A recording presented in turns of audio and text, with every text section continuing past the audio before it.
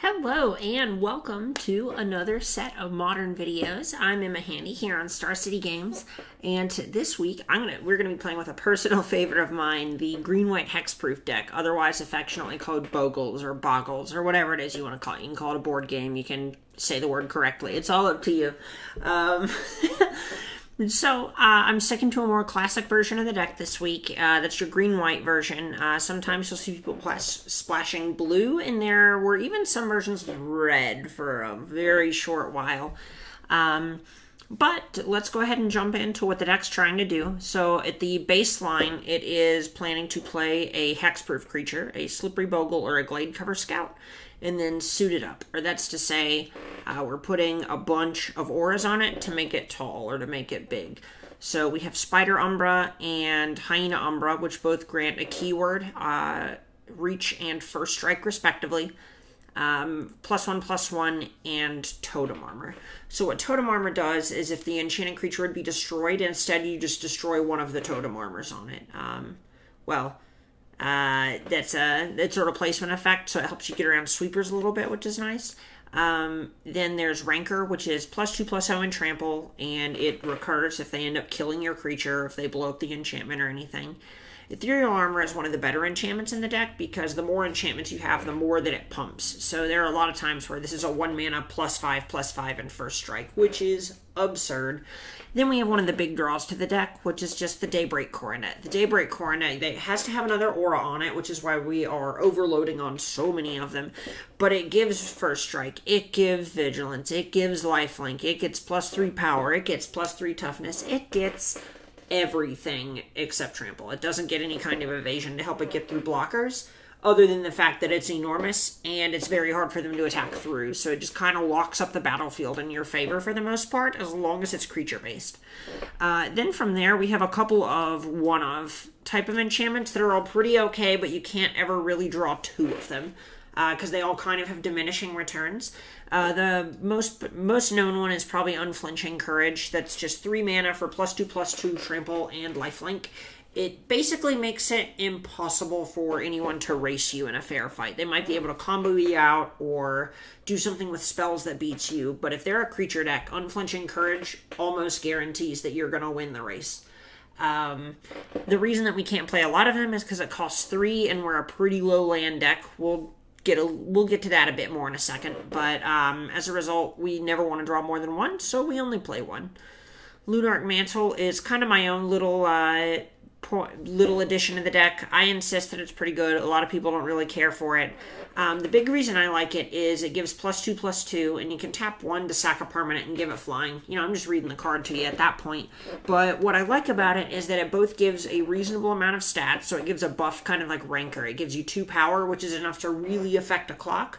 But then it also is able to give you evasion if you don't have any evasion enchantments, and generally speaking, you will either have an evasion enchantment, so you just want a card that is able to give you more stats, like the basic half of Lunarch Mantle does, or if you really need the evasion, that means you're drawing permanents that don't matter very much, so you can just sacrifice excess lands or redundant copies of Leyline of Sanctity, or if you draw extra creatures, you can sacrifice those. There are just a lot of leftover permanents in this deck. In the entire 60-card deck, 2 Path to Exiles are the only cards that are not permanents. We'll get to those in a second, though. Spirit Mantle is the best form of evasion, because it means that the enchanted creature can't be blocked, assigned damage by anything, by any creatures. So it's very, very good, but 2 mana for +1/+1 is not good. So we don't ever really want to draw 2 copies of Spirit Mantle, because 2 instances of protection from creatures is not really where we want to be. And on top of that, it is kind of not very efficient mana-wise for the amount of stats that it's providing. At the end of the day, we're kind of a creature deck that needs to be racing, so we need to make sure that our cards give us the ability to race. That's part of why I like the Mantle itself. I know +1/+1 and +2/+2 don't seem like they make a big difference, but the difference between, say, a 3/3 and a 5/5 is a 7-turn clock versus a 4-turn clock, which is pretty excessive. You really want to make sure that you're killing them. as quickly as possible.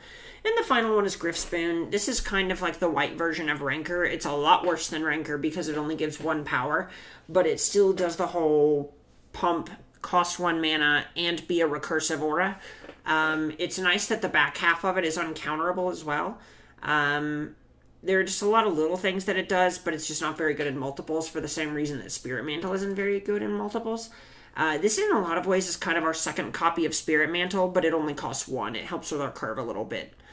Then finally, we have 2 Path to Exiles. We only have 2 in the main deck. We have the other 2 in the board, just because you never really want to draw more than 1 in a game, but it's not that awful, and you want to draw a copy of Path to Exile more frequently than you want to draw, say, 1 Lunarch Mantle. So we just have the 2 of them in here. It's the most efficient removal that we can play. I chose to main deck 3 Leyline of Sanctities this week, just because there's a lot of hand disruption going around right now. Storm is on the rise. There are a lot of things that target players, and Game 1 Leyline of Sanctity is absurd against those particular decks, and I think it's one of the things that makes this deck better is that you get to main deck Leyline of Sanctity. The final spell in deck that I have is Core Spirit Dancer. There are usually a couple of different 2-drops that you can play in the deck. The one that I've chosen to play here is Core Spirit Dancer because a lot of decks aren't really interacting very much outside of Grixis Death Shadow and some of the Jeskai variants. And if they're not interacting, Core Spirit Dancer is very good at killing people. It just gets astronomically large. If you get to untap with a Core Spirit Dancer, you're probably just going to attack for 10 with it the following turn. It's not hard to just chain, land number 3, 1-drop enchantment, draw a card, 1-drop enchantment, draw a card, 1-drop enchantment, draw a card. And just those 3 enchantments, without whatever the enchantments say, are going to give +6/+6. The other thing we could be playing in that spot is Solana Ledgewalker. I'll pull that up just for example's sake. This is the other thing when people are doing a bit more interacting that you really want to be looking towards. It's just another hexproof creature that has a little bit of evasion built in. We can't play 12 1-drop hexproof creatures, or we would. Maybe not 12, but we'd probably play 10 given the opportunity. And Core Spirit Dancer and Gladecover Scout are our other options, and because people aren't interacting much, Core Spirit Dancer is the go-to at the moment. Finally, Dryad Arbor is the last utility piece that ends up mattering, and a lot of this is in the deck because it can turn fetch lands into creatures in a pinch, and it also gives us a way to not lose our creature to a Timely Liliana of the Veil from the opponent. We can just hold up a Wooded Foothills forever, and then if they ever go, Liliana, you sacrifice a creature, we respond, crack Wooded Foothills or Verdant Catacombs, whatever it is, get a Dryad Arbor, sack the Dryad Arbor, and go about our business. From there, we just have 4 copies of the best 2 green-white duels, Razorverge Thicket and Horizon Canopy. 1 of each basic land, pretty standard stuff for a 2-color deck. 2 copies of Temple Garden. This maybe should have a 3rd Temple Garden. I currently have 7 fetch lands. The 4 Windswept Heaths just get both basics, so we're overloading on them. And we have Verdant Catacombs and Wooded Foothills over Misty Rainforest, because Misty Rainforest kind of signals what we're doing more than Wooded Foothills or Catacombs do if we get a tapped Temple Garden. So I err towards having Foothills or something or Catacombs to either make us look like Counters Company with Catacombs, or just a Noble Hierarch Company deck or something with Wooded Foothills. Moving over to the sideboard. It's actually a pretty cookie-cutter sideboard, despite it having a lot of different cards.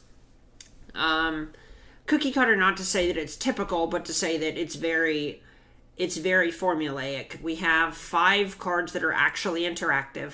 We have 2 more Path to Exiles for the creature decks, your Grixis Shadows, or the places where you just need to kill a creature that they're going to make tall, either with a Cranial Plating or it being a Death Shadow, something to that effect.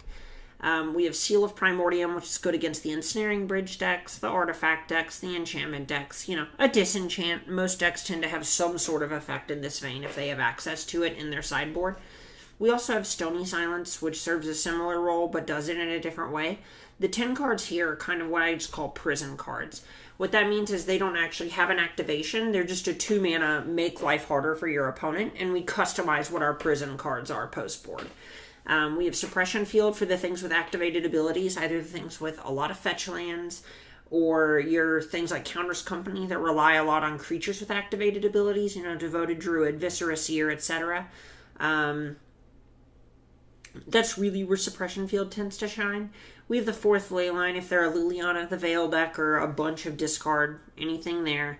Gaddock Teeg's very good against your Tron decks and against Scape Shift because it stops the Scape Shift itself, which is relevant. It's not huge, but it also hurts Engineered Explosives, which does have applications. Gaddock Teeg is mostly here for Karn, Ugin, things in that vein. Classic Tron is on the decline, but it's such a bad matchup, and Gaddock Teeg is so good against stuff like Court of Calling and Collected Company that his spot is still earned. Rest in Peace is in the deck as just an anti-graveyard card. Dredge is a pretty okay matchup, but something like Storm can be pretty abysmal if we don't find an early leyline. So just having another way to deal with those types of strategies is a welcome addition to the sideboard. 3 might be overdoing it a little bit, but whenever you want a Rest in Peace, those matchups, those decks tend to be so powerful that you want to make sure you get a Rest in Peace early, and the difference between the second and the third one, the difference that the second to the third makes statistically, and having one in your first couple of cards is actually pretty substantial. So I think having the third one's fine here. The last thing is another thing that I've advocated in the deck for a long time is a copy of Ghost Quarter. It's just very good against the Tron strategies and anything with creature lands. The big thing is that it's good against the Tron strategies, your classic Tron decks. And they've been showing up, at least in the leagues I've been playing on Magic Online, so I want to make sure I at least have a 1 card for them. Being able to just hit one of their Tron lands, even if they get a basic land, the difference between them having 3 and 4 land is not very big, or 3 and 4 mana, excuse me. But the difference between them having, say, 3 and 7 mana is so big that having the Ghost Quarter is... I think it warrants its inclusion here in a way that's pretty okay. I think that just about covers everything that we've got going on in this deck. So make sure and stay tuned as we jump into some games with this deck. See y'all in a second.